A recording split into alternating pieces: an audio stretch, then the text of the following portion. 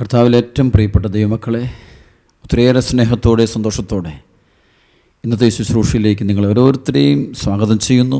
പരിശുദ്ധാത്മാവിൻ്റെ വലിയ കൃപയും അനുഗ്രഹവും ധാരാളമായി നമ്മുടെ മേൽ, സഭ മുഴുവൻ്റെ മേൽ, പ്രപഞ്ചം മുഴുവൻ്റെ മേൽ വർഷിക്കപ്പെടാൻ വേണ്ടി നമുക്ക് പ്രാർത്ഥിക്കാം. പ്രത്യേകിച്ച് ഈ നാളുകളിൽ കോവിഡ് എന്നുള്ള മഹാമാരി പ്രപഞ്ചത്തെ നമ്മെ എല്ലാം ഉപദ്രവിച്ചുകൊണ്ടിരിക്കുന്ന ഈ സമയത്ത് ദൈവത്തിൻ്റെ അതിശക്തമായ ഇടപെടൽ നമ്മുടെ എല്ലാം ജീവിതത്തിലുണ്ടാകാൻ വേണ്ടി പ്രാർത്ഥിക്കാം. ഇതിൻ്റെ എല്ലാം അർത്ഥം ദൈവമേ ഞങ്ങൾക്ക് മനസ്സിലാക്കി തരണമേ നമുക്ക് ഹൃദയപൂർവ്വം ആഗ്രഹിച്ച് പ്രാർത്ഥിക്കാം. ഇന്നച്ഛന് നിങ്ങൾക്ക് തരാനുള്ള വചനം പൗലോസ്ലീഹായുടെ ജീവിതത്തിലെ ഒരു പ്രധാനപ്പെട്ട തിരുവചനമാണ് നിങ്ങളുമായിട്ട് പങ്കുവയ്ക്കാൻ പരിശുദ്ധാത്മാവ് എന്നോട് ആവശ്യപ്പെടുക. അതായത് അപ്പോസ്തല പ്രവർത്തനം 20-ാം അധ്യായത്തിൻ്റെ 25 മുതലുള്ള വചനങ്ങൾ, 5 മുതൽ 25 മുതൽ 34 വരെയുള്ള തിരുവചനമാണ് നമ്മൾ പ്രത്യേകമായിട്ട് നമ്മൾ ധ്യാനിക്കുക. പൗലോസ്ലീഹ എഫെസൂസിൽ നിന്ന് വിടവാങ്ങുന്ന സമയത്ത് പരിശുദ്ധാത്മാവിൽ നിറഞ്ഞ് എഫെസൂസിലെ ജനത്തിന് കൊടുക്കുന്ന ഒരു വചനമാണത്. ദൈവരാജ്യം പ്രസംഗിച്ചുകൊണ്ട് നിങ്ങളിടയിൽ ഞാൻ സഞ്ചരിച്ചു, എന്നാൽ ഇതാ ഇനി ഒരിക്കലും നിങ്ങൾ എൻ്റെ മുഖം ദർശിക്കുകയില്ലെന്ന് ഞാനിപ്പോൾ മനസ്സിലാക്കുന്നു. തന്മൂലം നിങ്ങൾ ആരെങ്കിലും നഷ്ടപ്പെട്ടാൽ അവൻ്റെ രക്തത്തിൽ ഞാൻ ഉത്തരവാദിയല്ല എന്ന് ഇന്ന് ഞാൻ പരസ്യമായി പ്രഖ്യാപിക്കുന്നു. എന്തെന്നാൽ ദൈവത്തിൻ്റെ ഹിതം മുഴുവൻ നിങ്ങൾക്ക് വെളിപ്പെടുത്തി തരുന്നതിൽ നിന്ന് ഞാൻ ഒഴിഞ്ഞു മാറിയിട്ടില്ല. നിങ്ങളെയും അജഗണം മുഴുവനെയും പറ്റി നിങ്ങൾ ജാഗരൂകരായിരിക്കുവിൻ. കർത്താവ് സ്വന്തം രക്തത്താൽ നേടിയെടുത്ത ദൈവത്തിൻ്റെ സഭയെ പരിപാലിക്കാൻ പരിശുദ്ധാത്മാവ് നിയോഗിച്ചിരിക്കുന്ന അജപാലകരാണ് നിങ്ങൾ. എൻ്റെ വേർപാടിന് ശേഷം ക്രൂരരായ ചെന്നായ്ക്കൾ നിങ്ങളുടെ മധ്യേ വരുമെന്നും അവ അജഗണത്തെ വെറുതെ വിടുകയില്ലെന്നും എനിക്കറിയാം. ശിഷ്യരെ ആകർഷിച്ച് തങ്ങളുടെ പിന്നാലെ കൊണ്ടുപോകാൻ വേണ്ടി സത്യത്തെ വളച്ചൊടിച്ച് പ്രസംഗിക്കുന്നവർ നിങ്ങളുടെ ഇടയിൽ തന്നെ ഉണ്ടാകും. അതിനാൽ നിങ്ങൾ ജാഗ്രത ഉള്ളവർ ആയിരിക്കുവിൻ. 3 വർഷം രാപകൽ കണ്ണുനീരോടുകൂടെ നിങ്ങൾ ഓരോരുത്തരെയും ഉപദേശിക്കുന്നതിൽ നിന്ന് ഞാൻ വിരമിച്ചിട്ടില്ല എന്ന് അനുസ്മരിക്കുകയും നിങ്ങളെ ഞാൻ കർത്താവിനും അവിടുത്തെ കൃപയുടെ വചനത്തിനും ഭരമേൽപ്പിക്കുന്നു. നിങ്ങൾക്ക് ഉത്കർഷം വരുത്തുന്നതിനും സകല വിശുദ്ധരുടെയും ഇടയിൽ അവകാശം തരുന്നതിനും ഈ വചനത്തിന് കഴിയും. ഞാൻ ആരുടെയും വെള്ളിയോ സ്വർണമോ വസ്ത്രങ്ങളോ മോഹിച്ചിട്ടില്ല.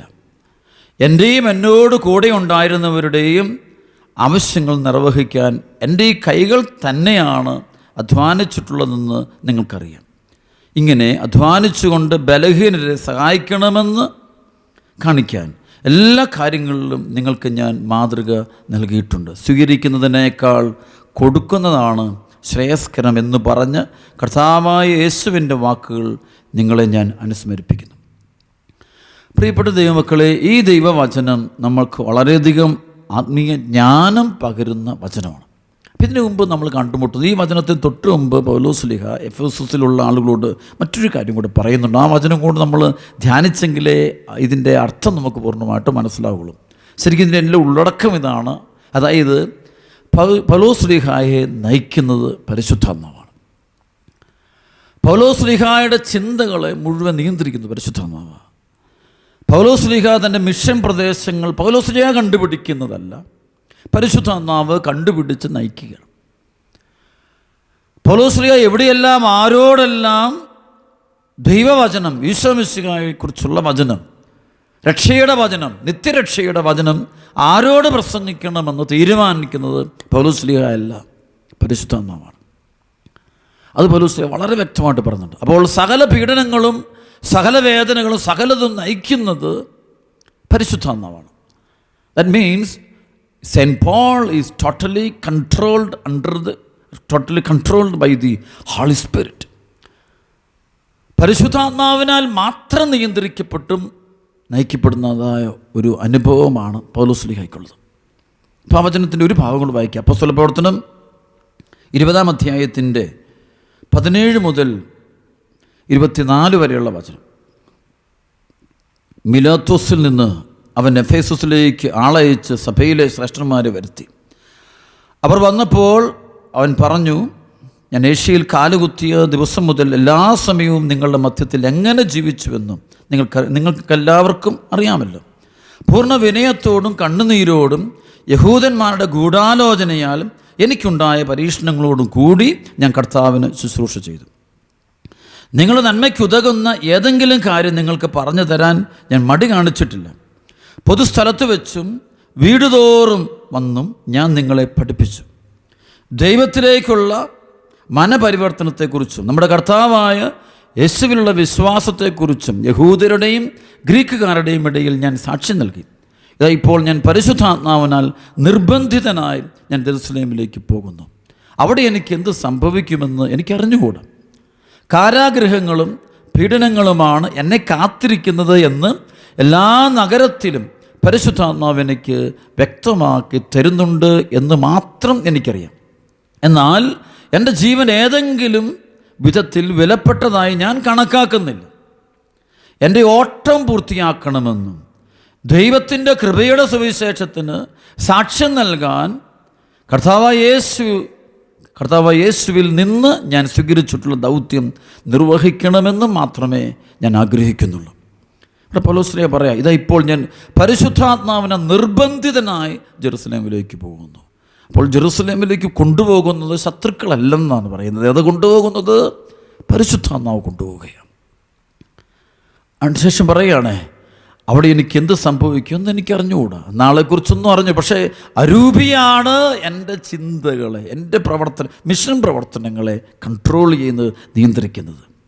അതിനുശേഷം പറയുക, കാരാഗൃഹവും പീഡനവുമാണ് എന്നെ കാത്തിരിക്കുന്നതെന്ന് എല്ലാ നഗരത്തിലും പരിശുദ്ധാത്മാവ് എനിക്ക് വ്യക്തമാക്കി തരുന്നുണ്ട് എന്ന് മാത്രം എനിക്ക്. അതായത് പൗലോസ്ലീഹായ്ക്കറിയാം, പോകുന്ന വഴി കാരാഗൃഹവും പീഡനവുമാണ് അതായത് പലപ്പോഴും നമ്മളോർക്കും ഈ സുവിശേഷ ഈശോയിലേക്ക് വരുമ്പോൾ നമുക്ക് കാരാഗൃഹം തീരും, നമ്മുടെ പ്രശ്നങ്ങൾ തീരും, നമ്മുടെ ദുഃഖങ്ങൾ തീരും, രോഗങ്ങൾ തീരും. പക്ഷെ പൗലോസ് പറഞ്ഞു, പരിശുദ്ധാത്മാവ് എന്നോട് പറയുന്നത് അങ്ങനെയല്ല. ഇനി മുന്നോട്ട് പോകുമ്പോൾ കാരാഗൃഹങ്ങളും പീഡനങ്ങളും വർദ്ധിക്കുമെന്നാണ് പറയുക, എല്ലാ തരത്തിലും വർദ്ധിക്കുന്നു. അപ്പം അതാണ് ദൈവവിളിയുടെ പ്രത്യേകത. അവിടെ എന്താണ് ഇങ്ങനെ ഈ പൗലോസ്ലീഹായുടെ ജീവിതത്തെ പരിശുദ്ധാത്മാവ് കൊണ്ടുപോകും? സഹനങ്ങളുടെ വഴിയിലൂടെ കൊണ്ടുപോകുന്നു. സഹനങ്ങളുടെ വഴിയിലൂടെ കൊണ്ടുപോകാനുള്ള യഥാർത്ഥ കാരണം മറ്റൊന്നുമല്ല, ആ വ്യക്തി നയിക്കപ്പെടുന്ന പരിശുദ്ധാത്മാവിനാൽ. പരിശുദ്ധാത്മാവ് ഈശോയോട് ചേർത്താണ് ഒരാളെ കൊണ്ടുവന്നത്. ഈശോയുടെ ജീവിതത്തിൽ ഉണ്ടായിട്ടുള്ള മുഴുവൻ അനുഭവങ്ങളും കൊടുത്താണ് ആ വഴിയാണ് കൊണ്ടുപോകുന്നത്. അതാണ് ഇതിൻ്റെ ഒരു ഏറ്റവും വലിയ രഹസ്യത. അതാണല്ലോ 1 യോഹന്നാൻ 2:5-6 വചനത്തിൽ യോഹന്നാൻ ശ്ലീഹ പറയുന്നത്, അവനെ സ്നേഹിക്കുന്നു എന്ന് പറയുന്നവൻ അവൻ നടന്ന അതേ വഴിയിലൂടെ നടക്കേണ്ടിയിരിക്കും. അവനെ സ്നേഹിക്കുന്നു എന്ന് പറയുന്നവൻ അവൻ നടന്ന അതേ വഴിയിലൂടെ നടക്കേണ്ടിയിരിക്കുന്നു. കണ്ടോ, ഈശോയിൽ വസിക്കുന്നവൻ ഈശോ അപ്പം അതേ വഴിയിലൂടെ കൊണ്ടുപോവുകയാണ്. ആണ് പൗലോസ് പറയുന്നത്, അല്ല ഹെബ്രായ ലേഖകൻ പറയുന്നത് 12-ാം അധ്യായത്തിൻ്റെ 1 മുതൽ വചനം, നമുക്ക് ചുറ്റും സാക്ഷികളുടെ വലിയ സമൂഹമുള്ളതിനാൽ നമ്മെ അലട്ടുന്ന പാപവും ഭാരവും നമുക്ക് നീക്കിക്കളയാം. നമുക്ക് നിശ്ചയിച്ചിരിക്കുന്ന ഓട്ടപ്പന്തയം സ്ഥിരോത്സാഹത്തോടെ നമുക്ക് ഓടിത്തീർക്കാം. അതിന് ശേഷം പറയും, അത് നമ്മുടെ മുമ്പിൽ നമ്മൾ ഈശോയെ മുന്നിൽ കണ്ടുകൊണ്ട് വേണം നമ്മൾ ഓടുവാൻ. അവൻ അപമാനമൊക്കെ വകവെക്കാതെ അവൻ സന്തോഷപൂർവ്വം അവൻ കുരിശെടുത്ത് അവൻ യാത്ര. അപ്പോൾ ആ ഒരു സഹനത്തിൻ്റെ വഴിയിലൂടെയാണ് പിന്നെ ലോകം മുഴുവൻ തിരുസഭ പല വിധത്തിലുള്ള പീഡനങ്ങളും വേദനകളും കഷ്ടപ്പാടുകളും ഓരോ മക്കളും അനുഭവിക്കുന്നുണ്ട്. അത് എല്ലാവർക്കും ഉണ്ട്, സഹനങ്ങളും പീഡാനുഭവങ്ങളും. എന്തിന് ദൈവം കൊടുക്കുന്നു എന്ന് ചോദിച്ച് ഞാൻ അർത്ഥം ഒന്നുള്ളൂ, അത് ദൈവത്തിൻ്റെ രക്ഷാകര പദ്ധതിയുടെ ഭാഗമാണ്.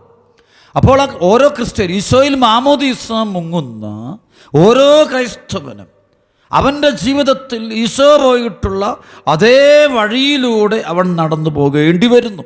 അപ്പം അതൊരു രഹസ്യമാണ്, ഇറ്റ്സ് എ മിസ്റ്ററിയാണ്. അപ്പം നമുക്ക് മനസ്സിലാക്കാൻ പെട്ടെന്നത് മനസ്സിലാക്കാൻ നമുക്ക് എളുപ്പം. അതൊരു നിഗൂഢതയുള്ള ജെറമ്യ 33:3 അല്ലെങ്കിൽ യെശയ്യാ 45:3 പറയുന്ന ഒരു നിഗൂഢതയുള്ള ഒരു സംഭവമാണ്. അപ്പം അത് നമ്മൾ മനസ്സിലാക്കണം. അപ്പോൾ അതുകൊണ്ട് പ്രിയപ്പെട്ട സഹോദരൻ, അച്ഛൻ എന്തിനാ ഇത് പറയുന്നത്, ഈ നാളുകളിൽ സഹനങ്ങളും വേദനകളും ഒന്നൊന്നായിട്ട് നമ്മെ അലട്ടുമ്പോൾ ഇതിൻ്റെ പിന്നിൽ നമ്മളെ നയിക്കുന്നത് പരിശുദ്ധാത്മാവാണ്. നമ്മൾ കൂട്ടിക്കൊണ്ടുപോകുന്നത് നാശത്തിലേക്കല്ല, രക്ഷയിലേക്ക്. അപ്പോൾ ഞാനിപ്പോഴുണ്ട് ഈ ദൈവവിളി കിട്ടിയിട്ടുള്ള ആത്മീയ മക്കളുടെ എല്ലാം ജീവിതം. അപ്പോൾ ഓരോ ദിവസം കഴിയുമ്പോഴും അവിടെ സഹനങ്ങൾ കൂടുകയായിരിക്കും. ഈശോയ്ക്കുണ്ടായ ഓരോ അനുഭവങ്ങളുണ്ടാകും. രോഗങ്ങൾ വരാം, തകർച്ചകൾ വരാം, ഒറ്റപ്പെടലുകളുണ്ടാകാം, കണ്ണുനീരുണ്ടാകാം, ഒരിക്കലും ഇഷ്ടമില്ലാത്ത സാഹചര്യങ്ങളിലേക്ക് പോകേണ്ടി വരാം. പക്ഷെ അത് പരിശുദ്ധാത്മാവാണ് നയിക്കുന്നത്. ആ പീഡനം നിനക്ക് അനുവദിക്കുന്നത് പരിശുദ്ധാത്മാവാണ്. എന്തിനാണ് അതായത് നമുക്കറിയാം 1 തെസ്സലോനിക്ക 4:3, 7, 8 വചനം പറയുന്ന പോലെ നിങ്ങളുടെ വിശുദ്ധീകരണമാണ് ദൈവം അഭിലഷിക്കുന്നത്. നമ്മളെ ദൈവം വിശുദ്ധീകരിക്കുക, ഫോർ അവർ സാങ്ക്ടിഫിക്കേഷൻ, പ്യൂരിഫിക്കേഷൻ. അപ്പോൾ നമ്മളെ വിശുദ്ധീകരിക്കാനാണ്, പഴയ മനുഷ്യനെ ഉരിഞ്ഞു മാറ്റി പുതിയ മനുഷ്യനെ ധരിപ്പിക്കുന്ന പരിശുദ്ധാത്മാവിൻ്റെ പ്രക്രിയയാണ് ഇപ്പോൾ നടക്കുന്നത്. മുഴുവൻ സഹനം, മരണങ്ങളാകാം, ദുരന്തങ്ങളാകാം. ഈ കോവിഡ് പോലും ദൈവം അനുവദിക്കാതെ ഒരു സഹനവും ഈ പ്രപഞ്ചത്തിലുണ്ടാകില്ല.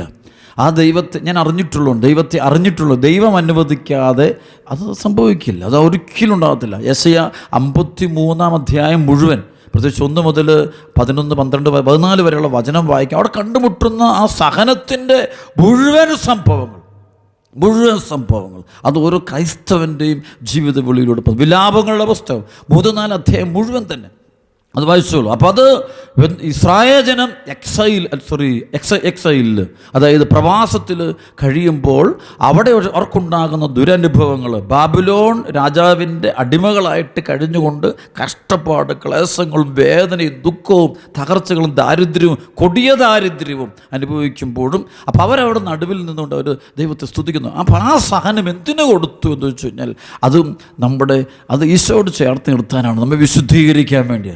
സഹനത്തിൻ്റെ അടിത്തറയിൽ ഒരു ലക്ഷ്യമേ ഉള്ളൂ, വിശുദ്ധീകരണം മാത്രം. പഴയ മനുഷ്യനെ ഉരിഞ്ഞു മാറ്റി, അതായത് എഫെസസ് 4:22, 23, 24 വചനം പറഞ്ഞാൽ നിങ്ങളെ പഴയ ജീവിത രീതിയിൽ നിന്ന് രൂപം കൊണ്ട വഞ്ചന നിറഞ്ഞ ആസക്തികളാൽ കലുഷിതനായ പഴയ മനുഷ്യനെ ഉരിഞ്ഞു മാറ്റി പുതിയ മനുഷ്യനെ ധരിക്കാൻ വേണ്ടി.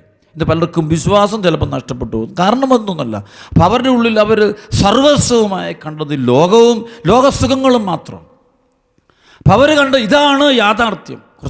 കുറച്ച് പണം കയ്യിലുണ്ടെങ്കിൽ വലിയ ആളായി, അല്ല കുറച്ച് വിദ്യാഭ്യാസം ഉണ്ടെങ്കിൽ ഞാൻ വലിയ ആളായി, സൗന്ദര്യം സുന്ദരിയാന്ന് പറയുമ്പോൾ ഞാൻ വലിയ ആളായി, എല്ലാവർക്കും ഇഷ്ടപ്പെട്ടയാളെ, മെച്ചപ്പെട്ടയാളെ. ഇതൊന്നും മെച്ചപ്പെട്ടതല്ല, ഒരു വിലയില്ലാത്തതാണെന്ന് നമ്മളെ പഠിപ്പിക്കുക. ഈ നാളുകളുള്ള ചില മരണങ്ങളും അപകടങ്ങളും ഒക്കെ കാണുമ്പോൾ, ലോകം മുഴുവനുള്ള അപകടങ്ങളും മരണങ്ങളൊക്കെ കാണുമ്പോൾ നമുക്ക് മനസ്സിലാവുന്നൊരു കാര്യമുണ്ട്, ഇതൊന്നും അല്ല, ഇതിനപ്പുറമുള്ളതാണ്. ഇത്രയേ ഉള്ളൂ മനുഷ്യരെന്ന് പറഞ്ഞാൽ, ഇത്രയേ ഉള്ളവന്. അവന് സർവശക്തരൊന്നുമല്ല. സർവശക്തൻ എന്ന് പറയുന്നത് ദൈവം മാത്രം. സർവശക്തൻ എന്ന് പറയുന്നത് ഈശോമിശിഹാ മാത്രം. മരണത്തെയും പാപത്തെയും സാത്താനെയും തോൽപ്പിച്ച ഈശോമിശിഹാ മാത്രം. നമ്മളൊക്കെ വെറും സാധാരണക്കാർ. അപ്പം ആ ഒരു ബോധ്യം നമ്മുടെ ഉള്ളിലുണ്ടാകണം, ബോധ്യമുണ്ടാകണം. അപ്പോൾ അതിനപ്പുറമുള്ള ഒരു ജീവിതത്തിലേക്ക് നയിക്കുക. അതുകൊണ്ട് ശരിക്കും പ്രിയപ്പെട്ട സഹോദരങ്ങൾ, ഇവിടെ എനിക്കൊന്നേ പറയാനുള്ളൂ, നിങ്ങൾ ജീവിതത്തെ മുന്നോട്ട് കൊണ്ടുപോകുമ്പോൾ നമ്മളിന്ന് മുന്നോട്ട് എപ്പോഴും പരിശുദ്ധാത്മാവെ എന്നെ നിയന്ത്രിക്കണമേ, എൻ്റെ ചിന്തകൾ, എൻ്റെ പ്രവർത്തനങ്ങളെ നിയന്ത്രിക്കും. അപ്പോൾ പോകുന്ന വഴികൾ ദുരന്തം വരുമ്പോഴും അത് പരിശുദ്ധാത്മാവിൻ്റെ പദ്ധതിയുടെ ഭാഗമായിരിക്കും. പൗലോസ്ലീഹ പോകുന്ന വഴികളിൽ ഏതെല്ലാം ദുരന്തങ്ങളാണ്, എന്തെല്ലാം പീഡനങ്ങളാണ്, ഏതെല്ലാം അപമാനങ്ങളാണ്, ഏതെല്ലാം സഹനങ്ങളാണ്, ഒറ്റപ്പെടലുകളാണ്, എന്തോരു പ്രശ്നങ്ങളാണ്, മുഴുവൻ പ്രോബ്ലംസിനകത്താണ്. Full time he was in problem, full time whole life was in problem. പക്ഷേ അതിൻ്റെ ഉള്ളിൽ നിന്നുകൊണ്ട് ദൈവത്തെ സ്തുതിക്കുന്നൊരു മനുഷ്യനെ കാണാം, ഈശോയെ ഏറ്റുപറയുന്നത് കാണാൻ പറ്റും. ആ പ്രോബ്ലങ്ങളിലൊക്കെ നടുവിൽ നിന്നുകൊണ്ട് ഈശോയാണ് രക്ഷകൻ, ഈശോയാണ് സർവശക്തനെന്ന് ജനമധ്യത്തിൽ പ്രഘോഷിക്കുന്ന പൗലോസ്ലീഹായെ നമുക്ക് വ്യക്തമായിട്ട് കാണാം. അതുകൊണ്ട് പ്രിയപ്പെട്ട സഹോദരങ്ങളെ, അച്ഛന് പറയാനൊന്നേ ഉള്ളൂ, അതുകൊണ്ട് നമ്മുടെ മുന്നിൽ ദൈവത്തിന് ഈ സഹനങ്ങളും വേദനകളും ദുഃഖങ്ങളും പ്രശ്നങ്ങളും പ്രതിസന്ധികളും വരുമ്പോൾ നമ്മൾ തളർന്നു പോവുകയോ തകർന്നു പോവുകയോ അല്ല വേണ്ടത്. അതിൻ്റെ മുമ്പിൽ ദൈവമാണ് നയിക്കുന്നത്. ദൈവമാണ് ഇത് എൻ്റെ കുഞ്ഞുങ്ങൾക്ക് സംഭവിച്ചത്, എൻ്റെ ഭാര്യയ്ക്ക് സംഭവിച്ചത്, എൻ്റെ ഭർത്താവിന് സംഭവിച്ചത്, എൻ്റെ മക്കൾക്ക് സംഭവിച്ചത്. ഇപ്പം സഭയിൽ പോലും അങ്ങനെ ചില സംഭവങ്ങളും ദുരിതം ദൈവമറിയാതെ ഒന്നും സംഭവിക്കില്ല എന്നുള്ള വലിയ ആത്മീയ ജ്ഞാനം നമ്മുടെ ഹൃദയത്തിലുണ്ടാണ്. അപ്പോസ്തല പ്രവർത്തനത്തിൽ 26 അധ്യായത്തിൻ്റെ 24 മുതൽ വചനത്തിൽ പൗലോസ്ലീഹയുടെ ജീവിതത്തിലെ മനോഹരമായൊരു അനുഭവമുണ്ട്. അതായത് പൗലോസ്ലീഹ തൻ്റെ മാനസാന്തര അനുഭവം, ദമാസ്കസ് അനുഭവം ഫെസ്തൂസ് എന്ന് പറയുന്ന ആളുടെ മുമ്പിൽ അവതരിപ്പിച്ച് കഴിഞ്ഞപ്പോഴുണ്ടായ കുറേ സംഭവങ്ങളെക്കുറിച്ചാണ് അച്ഛൻ പറയാൻ പോവുക. അവനിങ്ങനെ ന്യായവാദം നടത്തിക്കൊണ്ടിരിക്കുമ്പോൾ, അപ്പോസ്തല പ്രവർത്തനം 26, 24 മുതൽ അവനിങ്ങനെ ന്യായവാദം നടത്തിക്കൊണ്ടിരിക്കുമ്പോൾ ഫെസ്തൂസ് ഉച്ചത്തിൽ വിളിച്ചു പറഞ്ഞു, പൗലോസ്, നിനക്ക് ഭ്രാന്താണ്, നിൻ്റെ വലിയ വിജ്ഞാനം നിന്നെ ഭ്രാന്തനാക്കുന്നു. പൗലോസ് പറഞ്ഞു, അഭിവന്ദനായ ഫെസ്തൂസ്, ഞാൻ ഭ്രാന്തനല്ല, സുബോധത്തോടെ സത്യം പറയുകയാണ്. രാജാവിന് ഇക്കാര്യങ്ങൾ അറിയാം. ഞാൻ അവനോട് തുറന്നു പറയുകയാണ്, ഇവയിലൊന്നുപോലും അവൻ്റെ ശ്രദ്ധയിൽപ്പെടാതിരുന്നിട്ടില്ലെന്ന് എനിക്ക് ബോധ്യമുണ്ട്. എന്നാൽ ഇതൊഴിഞ്ഞ കോണിൽ സംഭവിച്ച കാര്യമല്ല. അഗ്രിപ്പ രാജാവേ, നീ പ്രവാചകന്മാരിൽ വിശ്വസിക്കുന്നില്ലേ? ഉണ്ടെന്ന് എനിക്കറിയാം. അപ്പോൾ അഗ്രിപ്പ പൗലോസിനോട് പറഞ്ഞു, എളുപ്പത്തിൽ എന്നെ ക്രിസ്ത്യാനിയാക്കാമെന്നാണ്. പൗലോസ് പറഞ്ഞു, എളുപ്പത്തിലോ അല്ലാതെയോ, നീ മാത്രമല്ല, ഇന്നിവിടെ എൻ്റെ വാക്ക് കേട്ടുകൊണ്ടിരിക്കുന്ന എല്ലാവരും ഈ ചങ്ങലയുടെ കാര്യത്തിലൊഴികെ എന്നെപ്പോലെ ആകണമെന്നാണ് ഞാൻ ദൈവത്തോട് പ്രാർത്ഥിക്കുന്നത്. നോക്കി, പൗലോസ്ലീഹ ചങ്ങലകളാൽ ബന്ധിതനായ അഗ്രിപ്പ രാജാവിൻ്റെ മുമ്പിൽ നിൽക്കുമ്പോഴും ആ രാജാവിൻ്റെ മുമ്പിൽ നിന്നുകൊണ്ട് അവൻ വേറൊന്നും പറയുന്നില്ല. അവൻ, നിങ്ങൾ ഈശോയിലേക്ക് വരണം, നിങ്ങൾ ഈശോയെ രക്ഷകരും കർത്താവുമായിട്ട് സ്വീകരിക്കണം. ഈശോ ദൈവമാണ്, ഈശോ കർത്താവാണ്, അവരെ ഏറ്റുപറയുക. അപ്പോൾ ആ സഹനം അനുവദിക്കുന്നത് പരിശുദ്ധാത്മാവാണ്. ആ സഹനത്തിന് നടുവിൽ നിന്നുകൊണ്ട് ഈശോയിലേക്ക് കൂട്ടിക്കൊണ്ടുവരാനുള്ള തീഷ്ണത, അതാണ് പൗലോസിനെ നയിക്കുന്ന ഘടകം. അവന് ഇതൊന്നും ബാധകമല്ല. ചങ്ങലയോ തടവറയോ അപകടങ്ങളോ അനർത്ഥങ്ങളോ ഒന്നും അവന് ബാധകമല്ല. അവനപ്പുറമുള്ള ക്രിസ്തുവിലുള്ള വിശ്വാസം, സുവിശേഷമാണ് അവന് ഏറ്റവും പ്രധാനപ്പെട്ടത്. കാരണം ഏറ്റവും പ്രധാനപ്പെട്ടത് നിത്യജീവനാണ്. പൗലോസിലേക്കറിയാം, ഇവിടെയുള്ള ജീവിതമല്ല വലിയ ജീവിതം, ഇതിനപ്പുറമുള്ള ജീവിതമാണ് വലിയ ജീവിതം എന്ന് പറയും. അതുകൊണ്ടാണ് പൗലോസിലേക്ക് ഭ്രാന്താണെന്ന് പറയുമ്പോൾ പോലും പൗലോസിലേക്ക് പ്രതികരിക്കുന്നില്ല. അവൻ വളരെ കൂളായിട്ട് അവൻ നിൽക്കുന്നു. കാരണം അവൻ അതൊന്ന് എന്ത് വേണം പറഞ്ഞു, പക്ഷെ നിങ്ങൾ ഈശോയിൽ വിശ്വസിക്കണം. നിങ്ങൾ എന്ത് വേണം എന്നെ കാണിച്ചു, എന്ത് വേണം, എന്തിനും ഭരിക്കാൻ പോലും തയ്യാറാണ്. പക്ഷേ ഈശോ ദൈവപുത്രനാണ്, ഈശോ കർത്താവാണ്, ഈശോ നിത്യമാണ്, ഈശോ സർവശക്തനാണ്, ദൈവമാണ്. അത് ഏറ്റുപറയാനും മടി കാണിക്കരുത്. അത് വിശ്വസിക്കണം. അത് വിശ്വസിച്ചാൽ രക്ഷപ്പെടുകയുള്ളൂ. കാരണം പൗലോസ്ലീഹായുടെ പ്രവർത്തിക്കുന്ന പരിശുദ്ധാത്മാവിൻ്റെ പ്രത്യേകത പലപ്പോഴും ഇന്ന് പരിശുദ്ധാത്മ അഭിഷേകം കുറഞ്ഞു പോകുന്ന പോലെ പലരുടെയും ചെയ്തു. കാരണം നിരാശ കയറുക, ജോലി പോയി, നിരാശയായി, പ്രിയപ്പെട്ടവർ മരിച്ചു, കടുത്ത നിരാശ, ദാരിദ്ര്യം വന്നു, ജീവിതം തീർന്നു എന്നുള്ള ചിന്ത, പള്ളി പോകാൻ പറ്റുന്നില്ല, അതേ പോയി, എല്ലാം തീർന്നു. സുവിശേഷ പ്രഘോഷണ മേഖലയിൽ പോലും ചില ആളുകളത് ചെയ്യാൻ സാധിക്കാതെ പോലും നിരാശപ്പെടുന്നു, ഭയം കയറുന്നു, ഉത്കണ്ഠ കയറുന്നു, എല്ലാം ഭാവി ഓർത്ത് ഒരുപാട് ആകുല. കാരണം അതിൻ്റെ അർത്ഥം പരിശുദ്ധാത്മാവിൻ്റെ അഭിഷേകം, ദൈവാത്മാവിൻ്റെ കൃപകൾ വേണ്ടവണ്ണം ആ വ്യക്തിക്ക് ജ്ഞാനം കിട്ടുന്നില്ല. Is not getting in a wisdom. He is not getting in a wisdom. പ്രിയപ്പെട്ട സഹോദരങ്ങൾ, ഈ വചനം കേട്ടുകൊണ്ടിരിക്കുമ്പോൾ നമ്മുടെ ഹൃദയത്തിൽ ആഴങ്ങൾ പതിയേണ്ട ഒരൊറ്റ കാര്യമുള്ളൂ, പരിശുദ്ധാത്മാവേ എന്നെ നിറഞ്ഞ് എന്നെ നയിക്കണമേ. ഈ സഹനങ്ങളെ മൈൻഡ് ചെയ്യാത്തതിൻ്റെ കാരണം ഈ പൗലോസ്ലീഹയുടെ ജീവിതത്തിൽ എന്തെല്ലാം ദുരന്തങ്ങളാണ്, എന്തെല്ലാം പ്രശ്നങ്ങൾ, എന്തെല്ലാം പ്രതിസന്ധികൾ. പക്ഷേ അത് മൈൻഡ് ചെയ്യണ്ട എന്ന് പൗലോസ്ലീഹയോട് പറഞ്ഞു കൊടുക്കുന്നത് കൂടെയുള്ളവരല്ല, ഉള്ളിലുള്ള പരിശുദ്ധാത്മാവ്, അവന് നിറഞ്ഞ ദൈവാരൂപിയ ആ രൂപി അവനോട് സംസാരിക്കുന്നുണ്ട്. ഇതൊന്നും മൈൻഡ് ചെയ്യണ്ട, just ignore it, just forget it and go ahead for the gospel. സുവിശേഷത്തിന് വേണ്ടി നീ മുന്നോട്ട് യാത്ര ചെയ്യുക. അപമാനങ്ങളും നിന്ദനങ്ങളും പരിഹാസങ്ങളും ഒറ്റപ്പെടലുകളും ദുരന്തങ്ങളും മരണങ്ങളും എന്തെല്ലാം അനുഭവങ്ങൾ, ഇതൊന്നും മൈൻഡ് ചെയ്യേണ്ട എന്ന് പറയുന്നത്, പഠിപ്പിക്കുന്നത് പരിശുദ്ധാത്മാവ്. ആരെയും മൈൻഡ് ചെയ്യേണ്ട, ഈശോയെ മാത്രം രക്ഷപ്പെട്ടുകൊണ്ട് മുന്നോട്ട് പോവുക. പ്രിയപ്പെട്ട സഹോദരങ്ങളെ, ആ ഒരു സ്വരം നിൻ്റെ ഉള്ളിൽ കീഴടക്കിയിട്ടുണ്ടോ? പരിശുദ്ധാത്മാവിൻ്റെ ഒരു ശബ്ദം, ദിവ്യമായ ശബ്ദം, അഭിഷേകത്തിൻ്റെ സ്വരം നിൻ്റെ ഹൃദയത്തിൽ, നിൻ്റെ ആത്മാവിൽ നിറഞ്ഞിട്ടുണ്ടോ എന്ന് ഈ സമയത്ത് സൂക്ഷ്മമായോടെ പരിശോധിച്ച് പ്രാർത്ഥിക്കുക. അതുകൊണ്ട് പ്രിയപ്പെട്ട സഹോദര, നിൻ്റെ ജീവിതത്തിലേക്ക് ദൈവത്തിൻ്റെ ആത്മാവ് നിറയുന്ന സമയമാണ്. പൗലോസ് പറയുന്നു, വീണ്ടും പറഞ്ഞു, ഇതാ ഇപ്പോൾ പരിശുദ്ധാത്മാവിനെ നിർബന്ധിതനായി ഞാൻ ജെറുസലേമിലേക്ക് പോകുന്നു, അവിടെ എനിക്ക് എന്ത് സംഭവിക്കുമെന്ന് എനിക്ക് അറിഞ്ഞുകൂടാ. കാരാഗൃഹങ്ങളും പീഡനങ്ങളുമാണ് എന്നെ കാത്തിരിക്കുന്നതെന്ന് എല്ലായ്പ്പോഴും എല്ലാ നഗരത്തിലും പരിശുദ്ധാത്മാവ് എനിക്ക് വ്യക്തമാക്കി തരുന്നുണ്ട്. നിനക്ക് വരാൻ പോകുന്ന എപ്പോഴും കാരാഗൃഹവും പീഡനവും. ഞാൻ പലപ്പോഴും ശുശ്രൂഷ മേഖലയിൽ കാണാറുണ്ട്. ഓരോ സഹനങ്ങൾ കൂടുകൊള്ളും. ഒരിക്കലും അതെന്താ വെച്ചാൽ അവൻ ഈ സുവിശേഷം പ്രസംഗിക്കരുത്, കർത്താവിനെ പ്രസംഗിക്കരുത്, അതിനുവേണ്ടിയുള്ള. പക്ഷെ അതൊന്നും പൗലോസിനെ ബാധിക്കണം. പൗലോസിയുടെ ഉള്ളിലുള്ള ഈശോയോടുള്ള ബന്ധം, അതായത് റോമാലേഖനം 8:35 വചനം പറയുന്നത് പോലെ ക്രിസ്തുവിൻ്റെ സ്നേഹത്തിൽ നിന്ന് ആര് നമ്മെ വേർപെടുത്തും? യേശു ക്രിസ്തുവിൻ്റെ സ്നേഹത്തിൽ നിന്ന് ആര് നമ്മെ വേർപെടുത്തും? അപ്പോൾ ഈ ഒരു ബന്ധം, ആഴമേറിയ ക്രിസ്തു ബന്ധം, ഈശോയുമായിട്ടുള്ള ബന്ധം നിൻ്റെ ഹൃദയത്തിൽ ഉണ്ടാകാൻ ഈ സമയത്ത് തീവ്രമായിട്ട് നീ ആഗ്രഹിക്കണം, നീ പ്രാർത്ഥിക്കണം, അപേക്ഷിക്കണം. അപ്പോഴാണ് ഈ ദൈവമഹത്വം, ദൈവിക ഇടപെടൽ നിനക്ക് കാണാനും അനുഭവിക്കാനും സ്വന്തമാക്കാനും സാധിക്കുക, ഈശോയ്ക്ക് സാക്ഷിയാകാനും സാധിക്കുക. എൻ്റെ പ്രിയപ്പെട്ട ദൈവമകനെ, ദൈവമകളെ, ഈ സമയം നിൻ്റെ ഹൃദയവും മനസ്സും ചിന്തകളും മുഴുവൻ നീ ഈശോയ്ക്ക് പൂർണ്ണമായിട്ടും വിട്ടുകൊടുക്കുക. നീ പരിശുദ്ധാത്മാവിൽ നിറയാൻ ആഗ്രഹിക്കുക. ദൈവം നിന്നെ സമർത്ഥമായിട്ട് അനുഗ്രഹിക്കട്ടെ. ആമേൻ.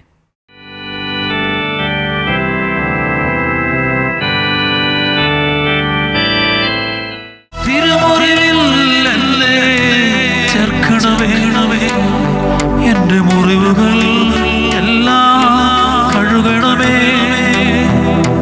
തിരുമുറിവിൽ എന്നെയും ചേർക്കണമേ. എൻ്റെ മുറിവുകൾ എല്ലാം കഴുകണമേ,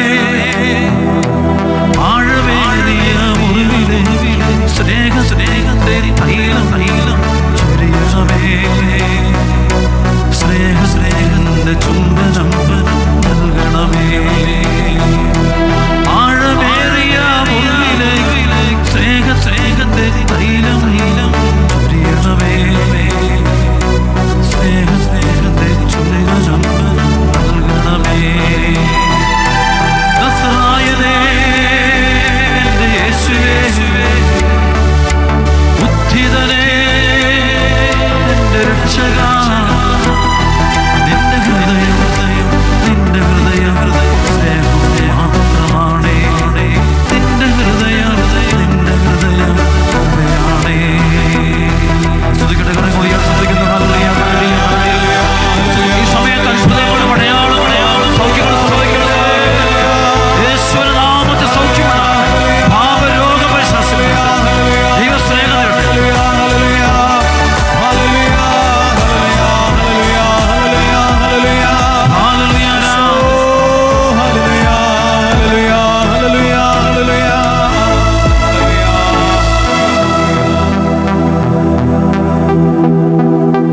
കർത്താവ് ആസ്വദിക്കുന്നു. വലിയ വിശ്വാസത്തോടെ കർത്താവിൻ്റെ ആശ്വാസിക്കാം. കർത്താവെ, അങ്ങയുടെ കൈകൾ തിരുമുറിവ് എന്നിലേക്ക് ചൊരിയണമേ, അഭിഷേകം തിരുരക്തം കൊടുക്കണമേ.